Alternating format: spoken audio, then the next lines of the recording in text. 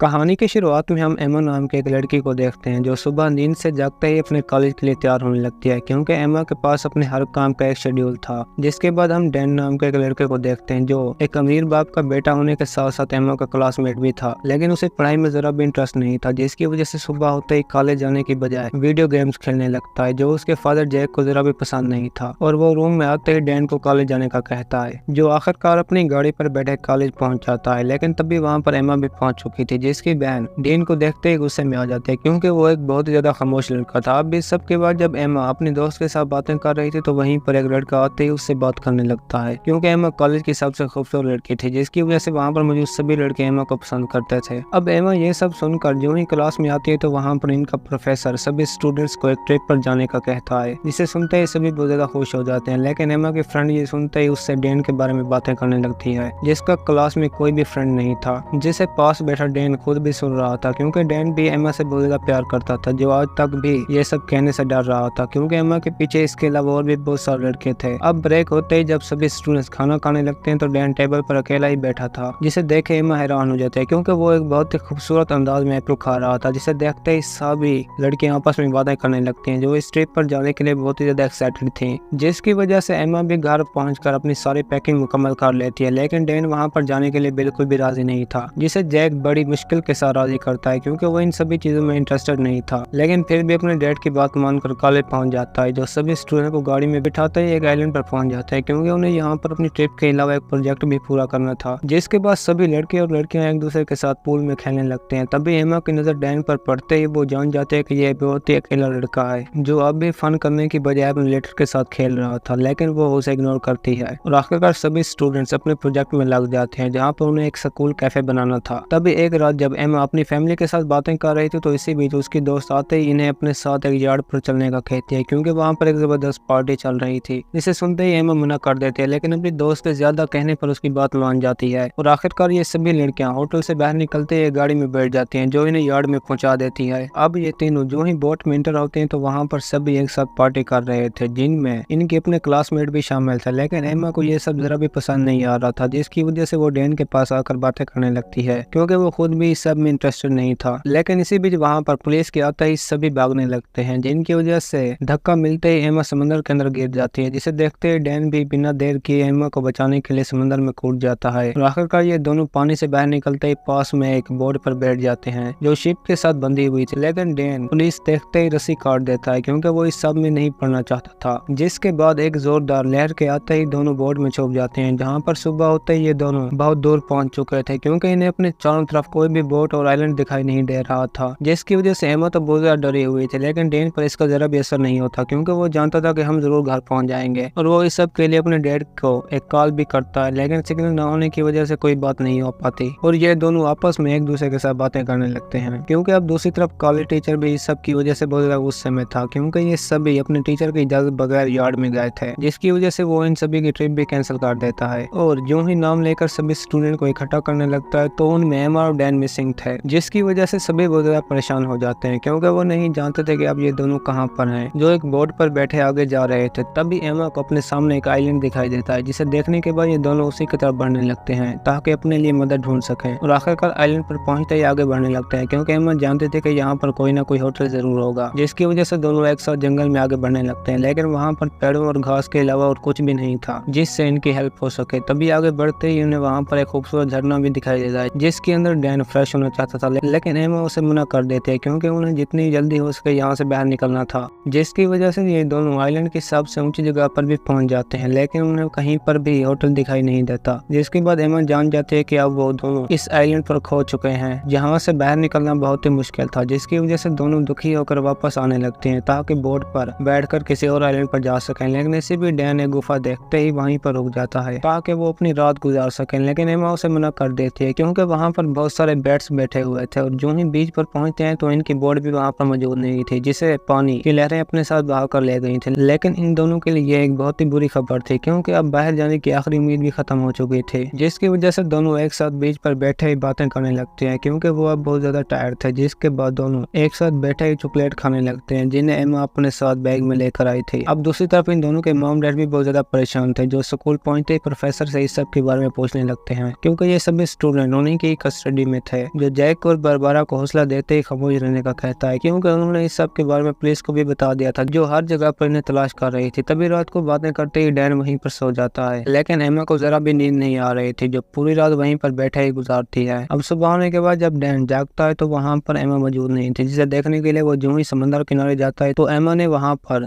SOS लिखा हुआ था, और डैन भी उसे देखकर समुद्र में जाकर नहाने लगता है, जिसके बारे में इनके पेरेंट्स जरा भी नहीं जानते थे, क्योंकि उन्हें पुलिस किसी भी चीज के बारे में नहीं बता रही थी। और ये दोनों भी एक साथ इस आइलैंड पर रहने लगते हैं, जहाँ पर ये अपना एक शेल्टर भी बनाते हैं ताकि आराम कर सकें। लेकिन फिर भी एमा अपनी फैमिली को लेकर बहुत ज्यादा परेशान थे, जिसे डैन भरोसा देता है कि वो हमें बहुत ही जल्द ढूंढ लेंगे, क्योंकि ये दोनों अब पुलिस वालों को भी नहीं मिल रहे थे, जो आइलैंड पर मौजूद बनानास खाकर अपनी लाइफ गुजार रहे थे, क्योंकि वहाँ पर इन दोनों के लिए खाने की हर चीज मौजूद थी, और वो भी इस सब को लेकर बहुत ज्यादा खुश थे। लेकिन एवरी टाइम फ्रूट खाने की वजह से बहुत ज्यादा परेशान थे, क्योंकि अब ये दोनों भी एक दूसरे के बहुत ज्यादा करीब आ चुके थे। जहाँ पर दूसरी तरफ मीडिया वाले इन्हें डेड समझ रहे थे कि वो अब इस दुनिया में नहीं रहे, जिसके बाद पुलिस वाले भी इनकी डेड बॉडीज ढूंढने लगते हैं, लेकिन वो भी नहीं मिलती, और आखिरकार अपनी छानबीन वहीं पर ही रोक लेते हैं। लेकिन जैक और बारबरा किसी की भी बात नहीं मानते और अपने बच्चों को ढूंढने की हर मुमकिन कोशिश करते हैं, और यहाँ तक भी कि जैक एक प्राइवेट हेलीकॉप्टर पर डैन को ढूंढने लगता है, लेकिन वो अब भी नहीं मिल रहे थे, क्योंकि आइलैंड पर इन दोनों के खाने की हर चीज मौजूद थी। तभी एमा अपनी मॉम को याद करते ही बहुत ज्यादा परेशान हो जाती है, लेकिन इस बार भी डैन उसे झूठी तसल्ली देने लगता है, क्योंकि उन्हें वहाँ पर एक आदमी की डेड बॉडी भी दिखाई देती है, जिसे देखकर एमा तो बहुत ज्यादा डर जाती है। लेकिन डैन उसे यही कहकर खामोश कर देता है कि वो यहाँ से पहले आने वाले किसी पायरेट्स की होगी, और दोनों रात होते ही एक दूसरे के साथ सो जाते हैं। और सुबह होने के बाद जब एमा जागती है तो वहाँ पर डैन के ना होने की वजह से बहुत ज्यादा डर जाती है, और जो ही जंगल में भागने लगते है तो डैन उसे एक गड्ढा खोदता हुआ दिखाई देता है, जो आइलैंड से मिली हुई डेड बॉडी को दफना रहा था, और इसी के साथ इन दोनों की आपस में बहस भी हो जाती है। लेकिन इसी बीच एमा गिरते ही जख्मी हो जाती है, जो डैन जरा भी नहीं चाहता था, क्योंकि अब ये दोनों एक दूसरे के प्यार में पड़ गए थे। और डैन उसे अपनी लव स्टोरी के बारे में भी बता देता है, क्योंकि वो एमा से बहुत ज्यादा मोहब्बत करता था, और इस सब के अलावा अपनी मॉम के बारे में भी बता देता है, जिनके कार एक्सीडेंट में मौत हो गई थी, और उसी गाड़ी को भी डैन चला रहा था। लेकिन वो खुद को ही अपनी मॉम की डेथ की वजह समझता था, जिसे सुनकर एमा उसे खामोश रहने का कहती है, क्योंकि वो दोनों अब एक दूसरे के साथ बहुत ज्यादा प्यार करते थे, और इसी के साथ आइलैंड पर अपनी लाइफ हैप्पी तरीके से गुजारने लगते हैं। और वहीं दूसरी तरफ इनके पेरेंट्स अब तक भी दोनों को ढूंढ रहे थे, जो आखिरकार इनके मिसिंग पोस्टर भी लोगों को देने लगते हैं। लेकिन इस सब से जरा भी काम नहीं बन रहा था, और दोनों एक साथ ही उदास होकर चेयर पर बैठ जाते हैं, जिसके बाद बारबरा भी अपनी उम्मीद खोकर घर वापस आ जाती है, जहाँ पर एमा के सिस्टर भी अपनी बहन को लेकर बहुत ज्यादा परेशान थे, क्योंकि वो इससे पहले